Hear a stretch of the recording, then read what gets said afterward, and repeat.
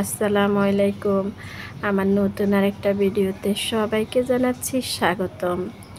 10 টাকার পাউরুটি দিয়ে 10 মিনিটে তৈরি করব মিষ্টি।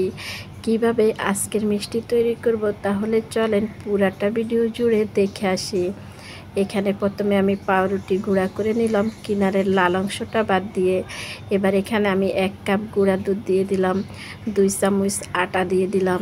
এবার আমি দুধ দিয়ে এটাকে মাখিয়ে নিব। আপনারা যদি এখানে দুধ না দিতে চান তাহলে পানি দিয়ে করে নিতে পারেন। পানি দিয়ে করলে হবে, কিন্তু দুধটা দিয়ে করলে খাবারের স্বাদটা বেড়ে যাবে। এবার আমি এটাকে মাখিয়ে একটা ডো তৈরি করে নিব। হয়ে গেছে, ঢাকনা দিয়ে ঢেকে রেখে দিব। এবার আমি চলে আসলাম আবারও চুলাতে। চুলার মধ্যে একটা কড়াই বসাই, কড়াইয়ের মধ্যে চিনি দিয়ে দিলাম। একটা চিনির শিরা তৈরি করে নিব।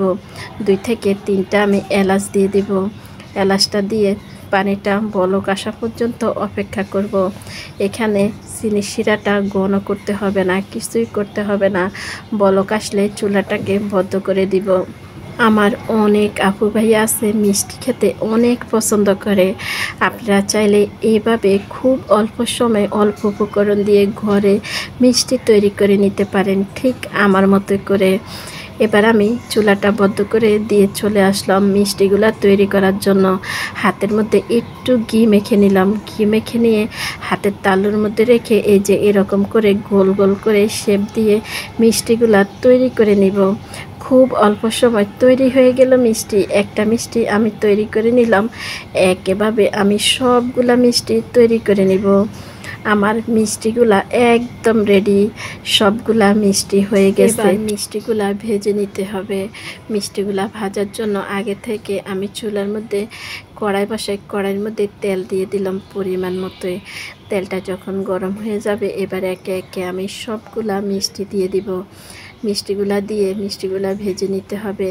মিষ্টিগুলা তেলের মধ্যে দিয়ে 2 থেকে 3 মিনিট অপেক্ষা করব। মিষ্টিগুলা একদমই লাড়া যাবে না, মিষ্টিগুলা একাই একটু ফুলে ফুলে উঠবে। তারপরে মিষ্টিগুলা নেড়ে চেড়ে লাল লাল করে ভেজে নিতে হবে। আমার ভিডিওটা দেখতে দেখতে আমার যে আপু ভাইয়ারা তোমরা আমার সাথে এই পর্যন্ত চলে এসেছো, একটা লাইক দিতে ভুলে গেছো, একটা লাইক দিয়ে দিতে পারো।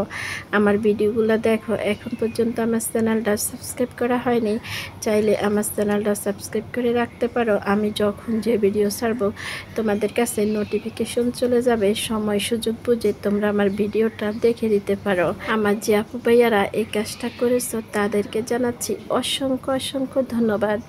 এভাবে আমাকে সাপোর্ট করার জন্য, এভাবে আমার পাশে থাকার জন্য।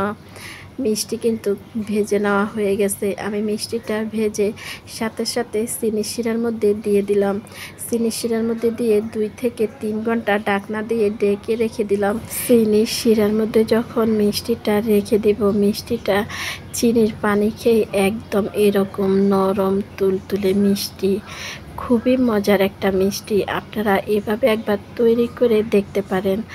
আজকের ভিডিও কেমন হয়েছে সবাই কমেন্টে জানিয়ে যাবেন, লাইক দিতে ভুলবেন না। আজকের মতো আমি এখানে বিদায় নিলাম। আল্লাহ হাফেজ, আসসালামু আলাইকুম।